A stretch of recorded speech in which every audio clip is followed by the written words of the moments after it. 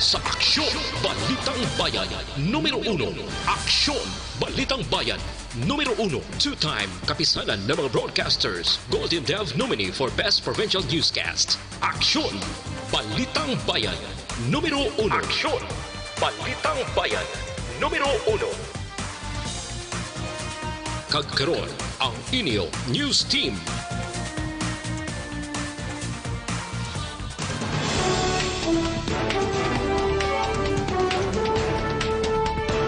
Sa ato nagapanguna nga mga Pangulong dinalan sa mga balita lokal, Mayor Malacon nagapate nga may naigo nga personalidad ang ginabdak kag nasapon patay nga 18 anyos. Duha ka babae nga magtiya dakop sa buy-bust operation. Sa balita national, House Speaker Cayetano ginpasiguro nga wala sang problema sa ginkasudtan nga term sharing. Senator Recto na balaka nga mahimong maapektuhan ang pagpatuman sa National ID System bangod sa kakulang sang pondo.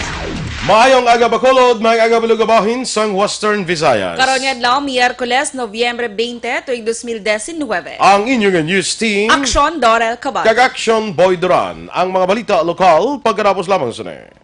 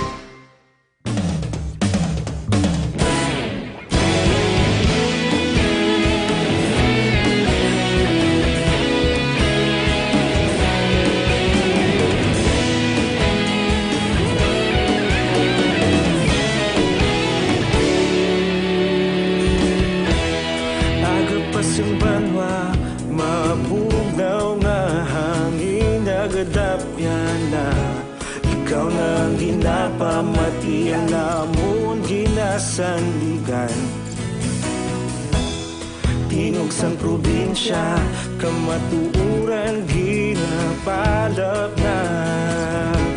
Minsay nga may dala, paglaom kag kasanat. Tinuig na nagligan, ikaw gihapon ang ako nga istasyon. Sa pagbudlak sang adlaw, sa pagtuhaw sang biton. Mga balita ang dala, inspirasyon. Aksyon, radyo, Bacolod man sa gihapon. Padayon, aksyon, radyo, Bacolod, saludo sa imo. Padayon, aksyon, radyo, salamat kisa pagserbisyo. Patas kag balanse, matuod nga mensahe, wala sang hinadang piligan.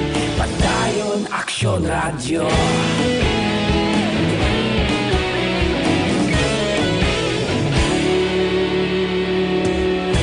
Bacolod nun kag Negrosanon, inyong pamatian. Istasyon nga nagapalaplag sang kamatuuran. Mabakod nga prinsipyo, reporter handa sa serbisyo. Kahapon, karong tag sa sa gihapon kita magapadayon. Tinuig na nagligal, ikaw gihapon ang ako nga estasyon.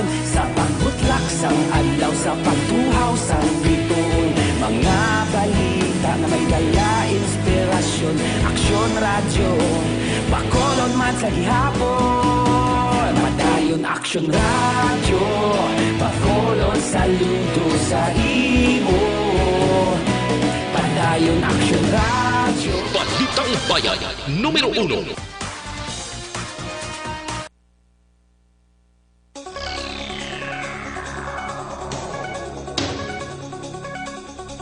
Aksyon Radio Philippine Standard Time sa 7 minuto sa nagaligod sa tak na alas 6. Detalye na sang mga balita lokal. Nasapuan nga bangkay na sa Hacienda Newton, Barangay 13, Ciudad San Victorias. Ang isa ka 19 anyos nga lalaki kahapon sang aga nga ginaligar ginabdak sang tatlo ka wala pa makilala nga mga suspetsado alas 7:55 sang gabi sa Nobyembre 18 sa isa ka computer shop sa Purok Masagana, Barangay Tanza, Banwa sang Ibi, Magalona. Ang biktima ang kilala kay Roger Heliacone, 19 anyos, kay residente sa Hacienda Carmelo, Barangay Santo Niño, sa Muman nga Banwa. Sunod kay Captain Wilfredo Binoman, ang hepe sang Ibi, Magalona PNP, las 8 sang in-report sang utod ni Roger nga si Lindy Heliacone, ang natabo sa iya nga utod. Dugang pa, base sa mga saksi kang investigasyon sang kapulisan, nagahampang si Roger sa computer shop sang nagsulod ang tatlo ka mga suspitsado nga may tabon ang nawong kag puwersa ang indala si Roger kagin pasakay sa pick-up nga salakyan. Sunod kay Binoman, ginatanaw nga posible droga ang rason sa magpatay sa biktima bagod ginaligar courier si Roger sang Alson Aguirre Drug Group nga naga-operate sa Banwa sang Manapla. Wherein ang isa ka tawo gin-abduct sa three unidentified person nga naga-wear sang face mask. About 8:20 p.m. Nag-report ang iya utod. Si Captain Wilfredo Binoman sang Ibi, Magalona PNP. Ginpahayag ni Lieutenant Colonel Eduardo Corpus, hepe sang Victorias PNP, nga mismo ang pamilya ni Roger Heliacone ang nagkilala sa iya patay nga lawas nga nasapuan sa Hacienda Newton, Barangay 13, Ciudad sang Victorias. Sunod kay Corpus, sa inisyal nga pagpangusisa sang bangkay, may pilas initugas ang pagluthang sa ulo, kag liog kag may gapos sa iya nga kamot. Nagapati si Corpus nga gin-torture pa antes ginpatay si Roger bangod sa nakitaan nga lagob sa iya na wong. Nakuha sa lugar kundi nasapuan si Roger ang isa ka basiyo sang kalibre 45 nga almas lutang. Sa karon padayon pa investigasyon sang kapulisan. Nagapati naman si Ibi, Magalona Mayor Marvin Malacon nga mahimo may natandog nga mga personalidad ang nasapuan nga patay sa Ciudad San Victorias matapos una gin-report ng abduct sa tatlo ka persona sa computer shop sa tong Lunes. Sunod kay Malacon, nagdangob sa iyang pamilya sa biktima nga si Roger Heliacone, 19 anyos, kasunod ni sang insidente, kagin insister nga karga tapas ay trabaho, kag wala sa anuman nga koneksyon sa transaksyon sa droga. Una diri, base sa investigasyon sang kapulisan, si Heliacone ang natudlo nga drug courier sang Alson Aguirre Drug Group nga nag-operate sa Banwa sang Manapla, nga kaiping lang nga Banwa sang Ibi, Magalona. Inatanan siguro may mga rason, hindi itakabalo ko na anong rason kasi may nasalapay man sa bla. Wait, ako naman siguro hindi ako kang conclude nga inasa ano lang rason nga natabo ina. So in a few days sigurado gini nga may insakto kita nga rason sila para dira. Si Mayor Marvin Malacon sang Banwa sang Ibi, Magalona. Sa iba nga balita lokal, naglambot sa 420,000 pesos nga balor sang ginasuspetsahan shabu ang nakuha sa duwa ka persona sa bypass operation sa Kabankalan PNP sa Coloso Street, Purok 2, Barangay 6, Ciudad San Kabankalan, las 2 sang hapon, Nobyembre 19. Ginkilala nagkadadakpan nga Sanday Rigi Liper, 34 anyos, kag ginakabing nga street level target, residente sa nasambit nga lugar, kag Robel Laberos, 32 anyos, newly identified drug personality, kag taga barangay Gilungan, Banwa sang Kawayan. Nakuha sa posisyon ang duha ang 13 ka heat seal transparent plastic sachets sang ginasuspetsahan shabu kag iba't pa nga drug paraphernalias. Nakuha man ang isa ka Magnum 22 revolver nga armas luthang kag 5 ka mga bala sini. Preso karon sa custodial facility sang Kabankalan PNP, Sanday Liper kag Laberos para sa nagakaigo nga disposisyon. Na-recover naman ang 180,000 pesos nga balor sa ginasuspetsuhan shabu gikan sa posisyon sa isa ka family driver matapos ng ipatigayon ang bypass operation sa mga kapulisan sa Police Station 2 sa tubang sa isa ka eskwelahan sa Barangay Estefania, Siyudad sa Bacolod. Ang nadakpan isa ni 31 anyos nga lalaki, soltero nga nagatrabaho bilang driver sa pamilya sa iyang utod. Sunod kay Police Station 2 Commander Police Major Sherlock Gabana, ginalauman sa operatiba ang akong ginapaabot na sa operatiba ang dakong volume sa droga bangod nga hindi magbaligya sang ginagmay ang suspetsado sa pusher buyer sa unang transaksyon. Duha man ni Gabana kalabanan nga mga customers sa nadakpan nga mga parokyano gid lamang apang mayara man kung kaysa nga nagikan pa sa iban nga syudad kag banwa sa probinsya sang Negros Occidental. Nakuha sa dakpan ang isa ka dako kag apat ka palaba nga sachet sa ginasuspetsuhan shabu, isa ka 1,000 ka pesos ka kwarta, cellphone kag isa ka salakyan.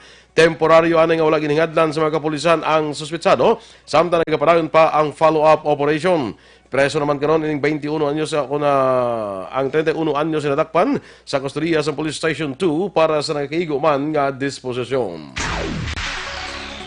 Dakop ang magtiya sa drug buy-bust operation sa Police Station 7 sa Puroktar Apol, Barangay 27, Siyudad sang Bacolod, launa 30 sang hapon Nobyembre 19. Ang subject ang ginkilala kay Cheryl Salmingo, 44 anyos, kag kaupod niya nga nadakpan nga si Trisha Salmingo, 19 anyos. Sunod kay Police Lieutenant Florentino Abalayan, hepe sang Police Station 7, ang duhang ginakabig nga mga street level target kag nakuhaan sang 7 ka sachet sang ginasuspet sa shabu, kalakip ng buy-bust item nga may market value nga 20,000 kag 10 pesos. 500 pesos nga mark money kag duha ka pouch nga nagaduag sang green kag itom.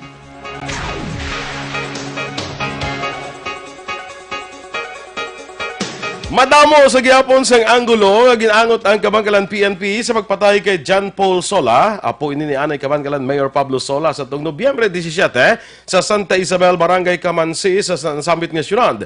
Sunod kay Lieutenant Colonel Jonel Guadalupe, ang hepe sang Kabangkalan PNP, wala nila ginadula ang posibilidad nga konflikto sa duta ang rason sa pagpatay sa biktima. Ila man ginatanaw kung may koneksyon ini sa insidente sa tuig 2013 sa din ginsunog man ang ila kamalig kag pila ka mga karnero. Dugang pa ni Guadalupe sa nagliligad nga tinuig, biktima man ang iamay sang pagpaglutang sa Barangay 6 sa amuman nga syudad. Ginbulgar man ni Guadalupe nga suno sa pamilya sa natabo ang pag-ambush kay Sola, may dala ining registered firearm nga 9mm caliber pistol. Ginpahayag man sa pamilya sa kapulisan nga wala man sang pagpamahog sa kabuhi nga nabaton ng biktima antes ang insidente. 11 naman ka mga estasyon sa ang kapulisan gikan sa Bacolod City Police Office kag Negros Occidental Police Provincial Office ang nakabaton sang Silver Eagle Award sa Conferment of Compliance Status nga ginpatigayon sang aga Nobyembre 19. Nakakuha sa mga award ang Police Station 8, 1, 6 kag 7, samtang sa NOCPO naman nakakuha sang 90% nga rating ang mga estasyon sang pulis sa syudad sang Sipalay, Silay, Bago, Himamaylan kag mga banwa sang Hinubaan, Ilog kag Pontevedra. Sunod kay Police Senior Master Sergeant J. Hineblaza, Assistant Chief sa Strategy Review Section sang NOCPO, ang Conferment of Compliance Status ay kaduha nga stage sang Performance Governance Pathway nga programa sa Philippine National Police. Ikatatlo ang proficiency test kag pinakaulihi amo ang institutionalization. Tuyo sang programa amo ang pagbuligay sang kapulisan kag komunidad kag paagi sa Advisory Council, makapakigbahin ang mga pumuluyo sa programa kag mga plano sang PNP. Dayon sa gihapon ang pagbasaka sang kaso nga abduction of infant bato kay Angeli Gonzalez, 23 anyos, pabuluyo sa Barangay Dos Hermanas, Ciudad Santa Talisay. Sa bulig sa CCTV kag pamilya, nakilala si Gonzalez nga mo nagkuha sang lapsag ni Mary Grace Goto sa naligad nga simana. Sunod kay Bacolod City Police Office Women and Children's Protection Desk Head Police Lieutenant Arlene Torrendon, makabig nila nga heinous crime kag hindi basta-basta lang nga dapat pabayaan ang kaso. Sunod kay Torrendon, ginarespeto nilang pahayag sa pamilya nga may nervous breakdown si Gonzalez nga sadto ginatake sa ablatian, apang sunod kay Torrendon doktor lang ang makahibalo kung may balatian ang isa ka tawo. Una dirigin pasaylo ni Goto si Gonzalez ang ginhimo nga krimen, apang sang ulihi liwat nga nagbaylo ang paminsanon kag gindayon gid ang pagpasaka sang kaso. Aksyon Radio Philippines Standard Time, lasais 16 sa mga bukol naman nga retubo sa inyong lawas, sistman ng kuntumor, hindi na pagpadugaya.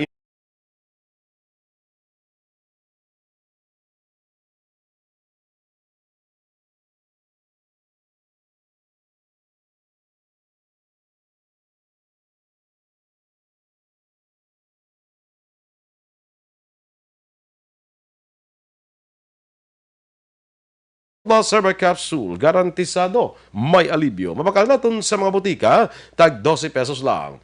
Bisitahin man ang Alternative Medicine and Wellness Center sa may Dalan Nernais at Balancing Gate sa Paglaong Sports Complex. Tabuk sinayara dira ang Alternative Medicine and Wellness Center. Pangitalang si Doc Ramel Uy para sa libre nga check-up. Kagang Santon Server Capsule, mabakal na natin online, kag madulong sa inyo balay, paagi sa www.kalusuganyan.com o .ph o kung di ka magbisita lang sa ilang Kalusugan Yan Facebook page. House Speaker Cayetano ginpasiguro nga wala sang mangin problema sa ginkasugtan nga term sharing. Samtang Senator Recto na balaka nga mahimo mapektuhan ang pagpatuman sa National ID System bagod sa kakulang sang pondo.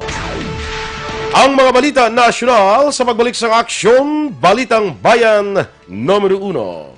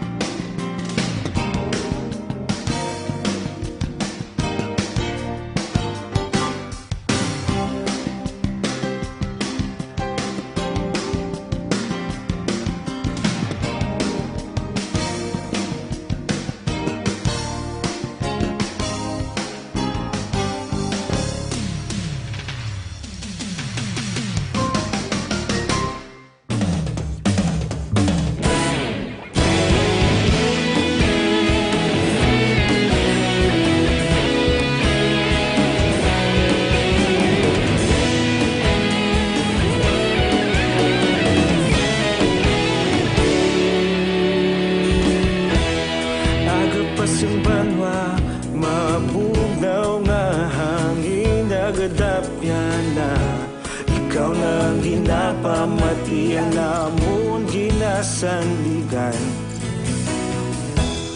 Tingog sang probinsya, kamatuuran ginapalap na. Minsay nga may dala, paglaong kag kasanag. Tinuig na nagligan, ikaw gihapon ang ako nga istasyon. Sa pagbutlak sang adlaw, sa pagtuhaw sang biton. Mga balita may dala inspirasyon. Aksyon Radyo Bacolod man sa gihapon. Patayon Aksyon Radyo Bacolod, saludo sa imo. Patayon Aksyon Radyo, salamat sa pagserbisyo.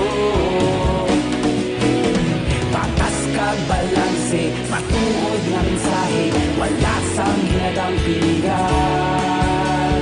Patayon Aksyon Radyo.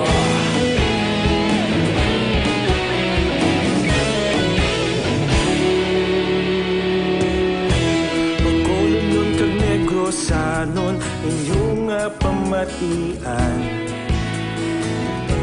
Stasyon nga nagapalaplag sang kamatuoran.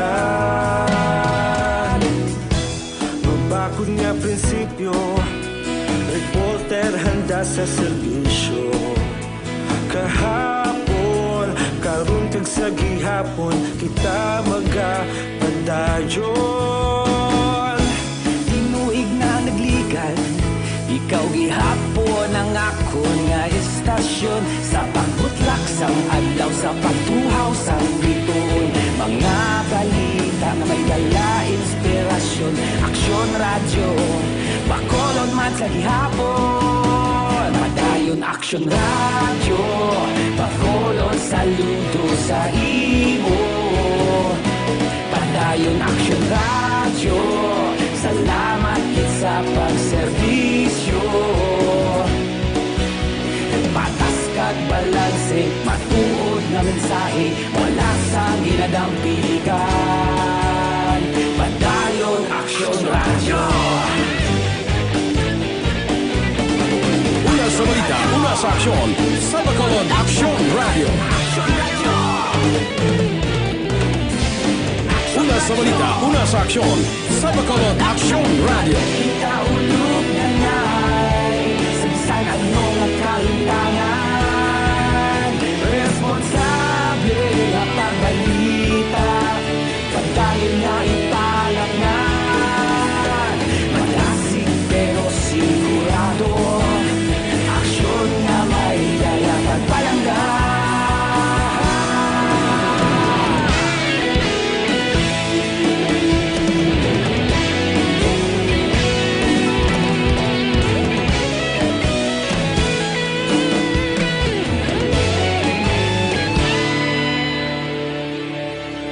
Padayon Aksyon Radyo Bacolod sa Aksyon! Balitang Bayan, numero 1. Aksyon Radio Philippines Standard Time, las 6:23, detalye na sang mga balita nasyonal.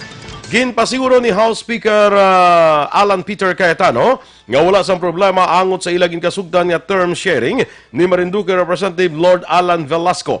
Kagin pahayag nga sundon sa nikon ano ang pahayag ni Presidente Rodrigo Duterte. Ini ang reaksyon ni Cayetano kasunod sang pahayag ni Duterte nga dako nga problema kung hindi sini pagkilalahon ang kasugdan nga term sharing.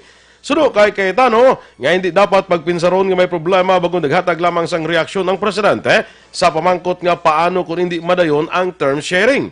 Una diri pila ka miyembro sang Kamara ang nagpahayag sa suporta sa pagpabili ni Cayetano bilang speaker kasunod sang mataas nga trust kag approval rating nga nakuha sa Pulse Asia Survey sa tung bulan sang Setyembre. Nabalaka naman si Senate President Pro Tempore Ralph Recto nga maghimo maapektuhan ang implementasyon sa National ID System bangod sa kakulang sang pondo para sa 2020. Suno kay Recto, wala sang pondo ang ginalokar sa proyekto sa proposed 2020 national budget. Dugang pa ni Recto nga ang ginbutang lamang among 2.4 bilyones pesos nga unprogrammed appropriation nga in kaso desisyonan para himon alokasyon 6.3 ka milyon ka pesos lamang sa mga Pinoy o kung malapit lamang sa tunga nga target nga kadamuon para sa 2020 ang marehistro. Ginpahayag man ni Recto nga may domino effect ini sa timetable sang gobyerno nga ang target nga maparehistro ang yara dapat sa 14 ka milyon sa mga Pinoy sa 2020. Gininsister ni House Speaker Alan Peter Cayetano nga mas barato ang nagkontrobersyal nga 50 million stadium cauldron kung ikumpara sa ginhimo sang pungsod Singapore apat ka tuig na nakaligad nga nagabalor sang 63 milyones pesos. Sa deliberasyon sa Senado sa ginaduso nga pondo para sa Philippine Sports Commission o PSC, ginpahayag man ni Cayetano nga hindi national artist ang nagdisenyo sa cauldron sang Singapore. Suno pa sa House Speaker nga ang cauldron, simbolo ini sang hampang Olympic Games man o SEA Games, kag isa ini ka work of art.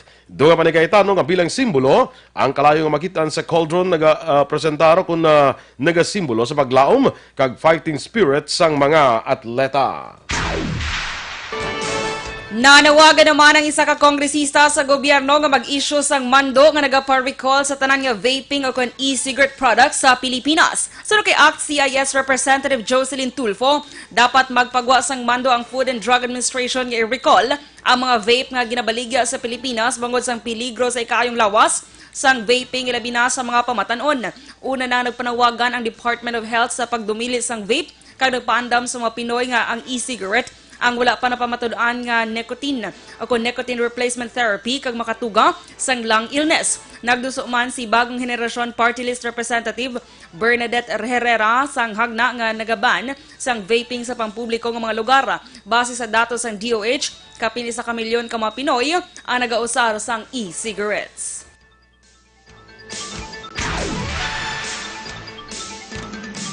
Ginpahayag sang Philippine National Police nga dapat mayara na sang permanente nga PNP chief sa Enero tuig 2019 nga mo magapirma sa mga dokumento nga kinahanglanon para sa pagkuha sa mga gamit nga usaron sa ilahanay. Sunod kay PNP Chief Spokesperson Brigadier General Bernard Banak, kinahanglan nga may permanente nga PNP chief, bagod nga may bag-o nga kontrata kinahanglan pirmahan, may otorisado nga persona nga makahimo sini. Apan kung hindi pa maka-anunsyo si Presidente Rodrigo Duterte, wala naman sa problema sunod kay Banak tungod malawig pang tuig nga patigayunon ang procurement. Duha ba ni Banak nga wala nabuksan ni Duterte ang nanungod sa masunod nga PNP chief matapos nga ang conference sa mga top officials ng PNP kag AFP ang angot lamang sa accomplishment sa Executive Order No. 70 nga nagatukod sa National Task Force to End the Local Communist Armed Conflict. Sa katapusan nga Balita National, 4 ka mga soldado ang nagkalamatay samtang 7 ka iban pa ang pilason matapos ang aksidente nga nagluntad sa Paranas, Samar kahapon nga Nobyembre 19. Base sa inisyal nga impormasyon gikan sa Police Regional Office 8, 3 ka mga salakyan kag 1 ka tricycle ang involbado sa aksidente sa National Highway sa Barangay Apolania pasado las 9 ng aga kahapon. Sa karon nagapadayon pa investigasyon sa kapulisan angot sa amo nga aksidente.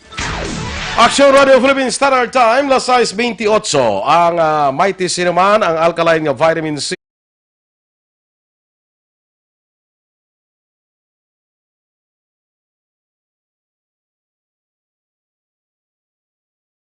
Kayo mighty C, ang alkaline nga vitamin C, marami man nga antioxidant nga vitamin para sa mata, ginatagan sang alibyo, nagakurap-kurap nga mata, katarata, kag glaucoma. Para sa mas epektibo nga kombinasyon, mag-inom sang Mighty C kag Santon Plus Herbal Capsule. Kang Mighty C kag Santon Plus Herbal Capsule, ma-order na natin online pagi sa www.kalusuganyan.ph o kung magbisita lang sa Kalusugan Yan Facebook page. Inyong ipamatiyan ang aton mga balita diri sa Aksyon, Balitang Bayan, Numero 1. Standby na sa Aksyon Report, second portion.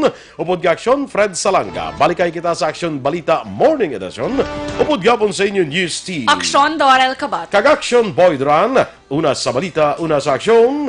Sa Bacolod, Aksyon, Radio.